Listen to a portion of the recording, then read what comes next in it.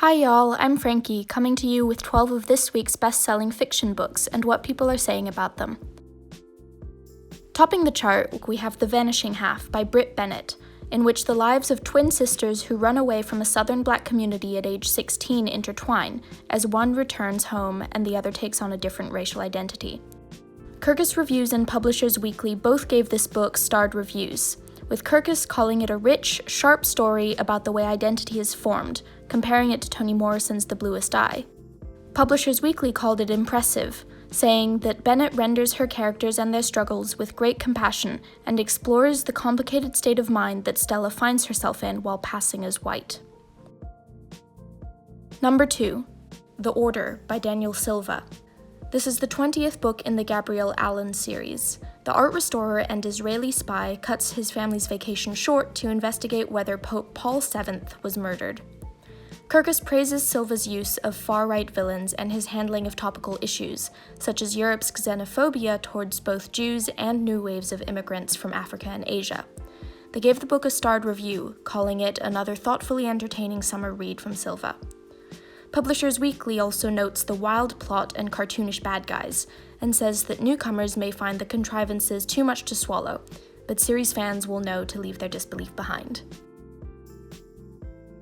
Number 3.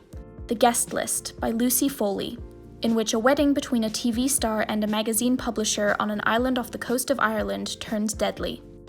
Publishers Weekly calls The Guest List an entertaining if uneven mystery, saying that the tension of the setup isn't quite matched by the reveals, though the nicely creepy setting compensates somewhat. At number 4, Near Dark by Brad THOR. This is the 19th book in the Scott Harvath series. With a bounty on his head, Harvath makes an alliance with a Norwegian intelligence operative. This book has 4.4 stars on Goodreads, and Brad THOR announced in 2017 that the first book in the series, called The Lions of Lucerne, will be getting a movie adaptation sometime in the future. Number 5. Where the Crawdads Sing by DELIA Owens. In a quiet town on the North Carolina coast in 1969, a young woman who survived alone in the marsh becomes a murder suspect.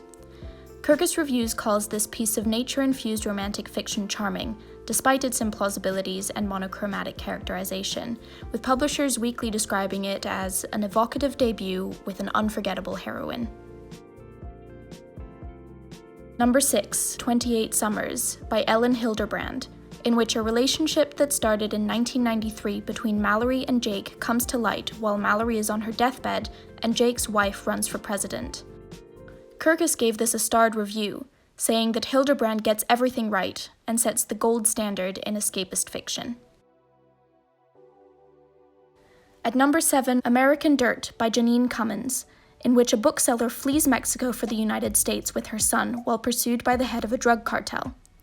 Kirkus Reviews gave this a starred review, calling it a terrifying and tender novel, intensely suspenseful and deeply humane. However, the novel has faced criticism, with some Latinx authors calling it an example of cultural appropriation. Author and activist Miriam Gerba described it as a Trumpian fantasy of what Mexico is, and a noxious work masquerading as a piece of progressive literature. Number 8. Axiom's End by the only good YouTuber, Lindsay Ellis. Cora Sabino finds herself caught between her estranged whistleblower father and the extraterrestrials who have been living here for decades. Kirkus Reviews calls it a solid, if not especially imaginative or polished, science fiction debut, and Publishers Weekly describes it as thoughtful and fast-paced, despite a too quick, somewhat unsatisfying ending. Number 9. Peace Talks by Jim Butcher. This is the 16th book in the urban fantasy series The Dresden Files.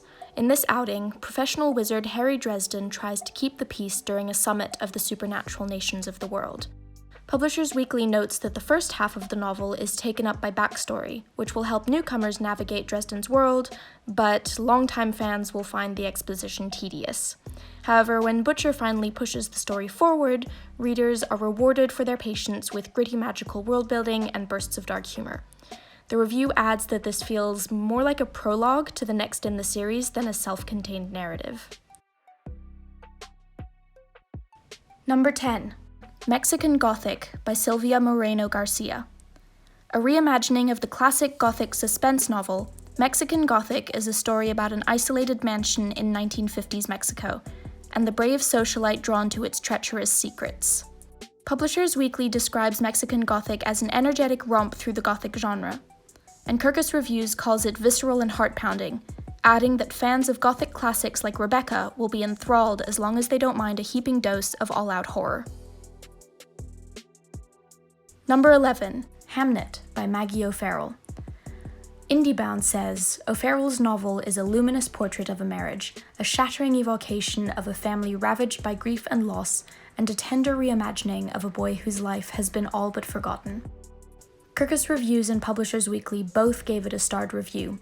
Kirkus describes it as a gripping drama of the conflict between love and destiny, while Publishers Weekly calls it an outstanding masterpiece of Shakespearean apocrypha, adding that this is historical fiction at its best. Finally, at number 12, we have Such a Fun Age by KILEY REID. This page-turning and big-hearted story about race and privilege is set around a young black babysitter, her well-intentioned employer, and a surprising connection that threatens to undo them both.